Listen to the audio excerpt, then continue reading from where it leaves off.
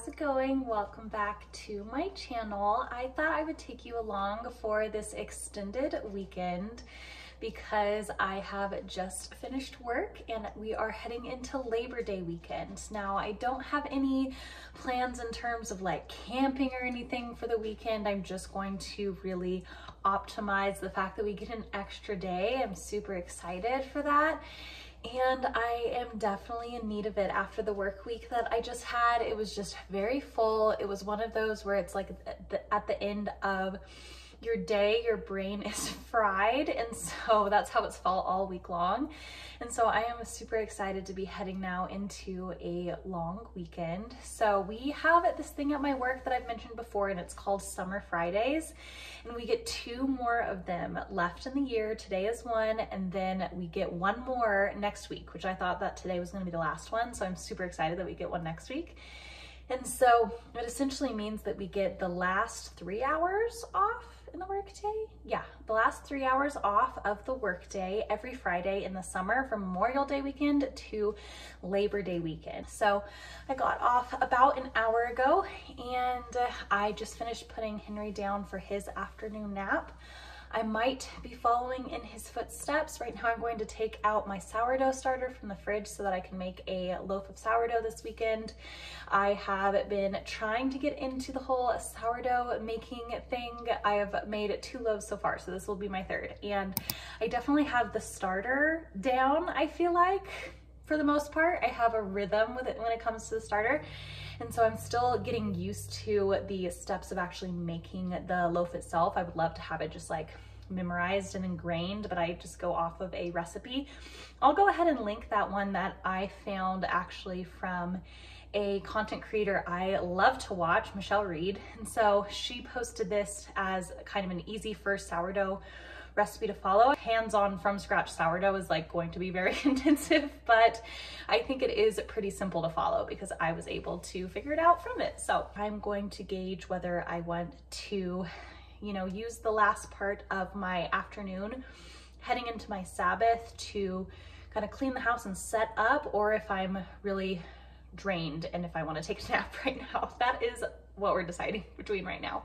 So actually I've been getting into a rhythm this year of taking my Sabbath from dinner time on Friday to dinner time on Saturday. And so I've been doing that essentially all year.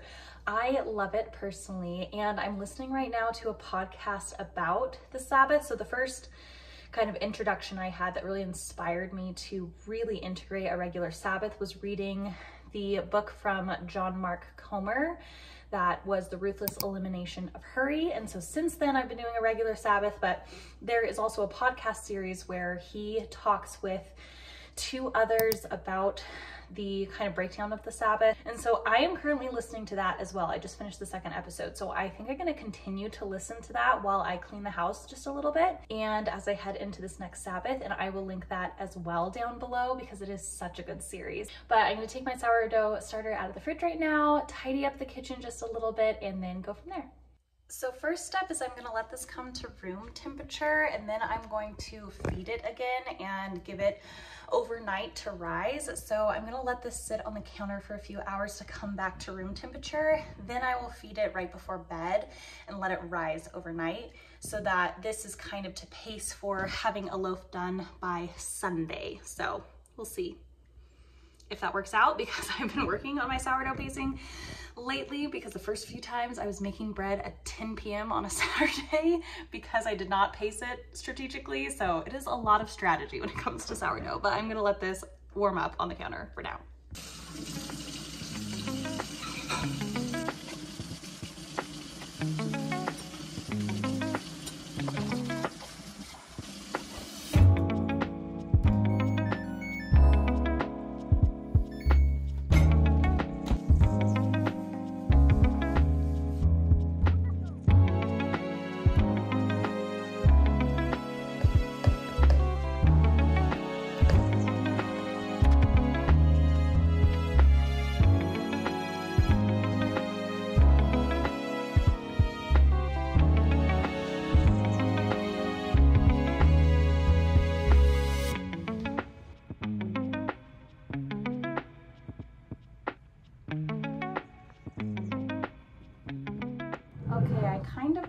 intentionally spent 2 hours cleaning just now. I'm like, I'll just do a little pre-Sabbath tidy, and then I entered into kind of spastic cleaning mode where you're like, oh, and this needs to be done, and this needs to be done. So I then looked up at the clock and realized, oh my gosh, I've been cleaning for 2 hours, so I should probably stop now. And mostly it was my hips causing the issue that needed to stop, because I have asked my prenatal chiropractor about this, but since being kind of in my 3rd trimester, right around 27 weeks, I noticed that my hips can have the tendency to feel like if I'm up and walking and cleaning for like an hour or so, then it feels like with the hinging motion that almost my hips get like thrown out or stuck, and like I can no longer like hinge to pick things up anymore. And she was just saying that that's pretty natural as you get later in pregnancy. You don't have a lot of ab support, and so your other muscles are like compensating for that. So anyways, I reached that, and so I thought bouncing on my pregnancy ball would help a lot with the pelvis alignment. It's so much more comfortable. And so that was kind of my red flag that I needed to stop cleaning. And so I'm actually going to edit now my video that I want to publish on Sunday, and I'm just gonna edit as far as I can until Henry wakes up and or we start dinner and like Paul gets home. And so I need to see what Paul's plan is in terms of if he's going to the gym today, and if we're doing like, oftentimes to start our Sabbath, we've been starting to do like pizza and movie nights on Fridays. So I'll see kind of what he's feeling for dinner, if he's feeling that, and maybe he'll get that on his way home. So we'll kind of see how that all plans out. But for now, I just want to edit and get the last little work out before entering into my 24 hours of rest. And so I'm going to do that real quick and bounce on my bouncy ball so that I can hopefully put like my pelvis back in place. We're gonna try that.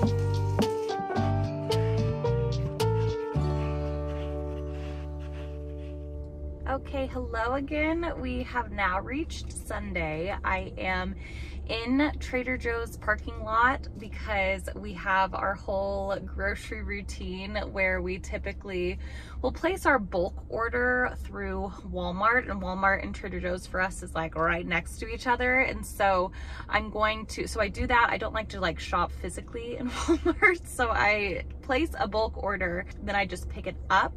And beforehand, I or my husband will pop into Trader Joe's to pick out just like a few select items. And so that's what we typically do. We'll also pop into Smith's and Costco for specific items every once in a while. But so far this weekend has been going so well. I am so excited we have an extra day tomorrow because I'm definitely not mentally prepared to go back into another work week. But today was really good. We just went to church. I made some sourdough. We took a really long nap. All three of us did. So let's go into Trader Joe's. I know I'm going to be tempted by all of their fall stuff, and I may have to buy a pumpkin flavored thing or two. So we'll see if we find anything good. Okay, I was shocked. I guess it is only September 1st today, but there were no fall things whatsoever in Trader Joe's. A little bit sad. But I'll show you real quick before the person comes out to bring me my Walmart groceries what I got. So just a couple of stir fry options to have as sides with some steaks that we got from Smith's today that were on sale. So that's just kind of like, you know, dinner options, can happen anytime. Got some cinnamon rolls for breakfast to have at some point. Might do those tomorrow if we're feeling it. And then a few salmon fillets. And then I got some Panda Puff cereal for Henry. He loves it as a snack. Got some chocolate milk so that I can make some mochas at home. I've really been wanting some of those lately. Got and indulged in the pregnancy craving of mozzarella sticks. Ongoing, consistent pregnancy craving of mozzarella sticks. And then I think that's it. That's all I got. Yeah, it was pretty mellow, pretty easy Trader Joe's haul. So that was all. I was so sad though. I was like, ooh, are they gonna have pumpkin cinnamon rolls in? Are they gonna have like pumpkin bread options? I was like really feeling the pumpkin today, and there was zero pumpkin things. So I was like, oh, okay, that's fine. Actually, my wallet thanks me for not getting a whole bunch of pumpkin products. So have to wait a little bit on that, but I did get some pumpkin with this grocery order, just some pumpkin puree, because I want to make, seems like a lot of people lately have been inspired, and it is inspiring me by default. I've been making pumpkin lattes at home using like pumpkin puree, maple syrup, cinnamon nutmeg. So I want to do that. I'm so excited. So I will get my pumpkin flavoring in just a second when they drop off the order and I get my pumpkin puree. So it'll be good. And I am still kind of in the like midway point between summer and fall. So that's okay if we're just really gently easing into fall with a pumpkin latte in the morning.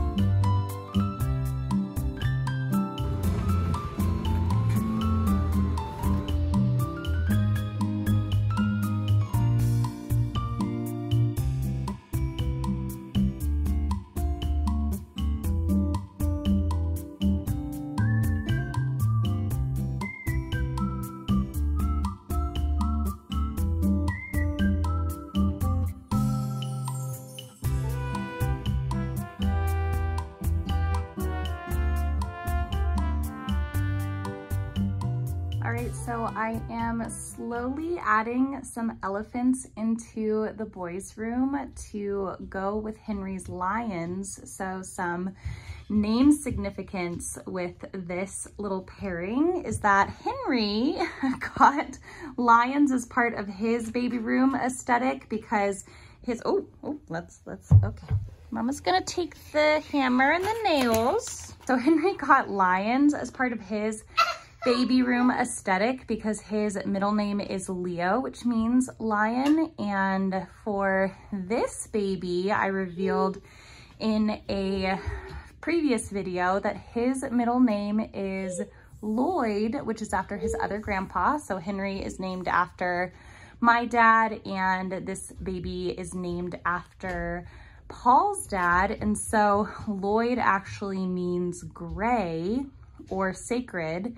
And so the animal that I felt was physically gray, but also represented the quality of being sacred, was the elephant. So I thought it'd be a cute little safari themed room. So we have lions and elephants now, and I'll get some more you know, stuffed elephants, elephant blankets, but they both have kind of a little birth animal to go along with their name meaning. And I think that it is so sweet and so significant. All right, so I never filmed an outro for this, which has kind of been my theme. I just finished the video and don't actually say goodbye, but we are mid-work week now.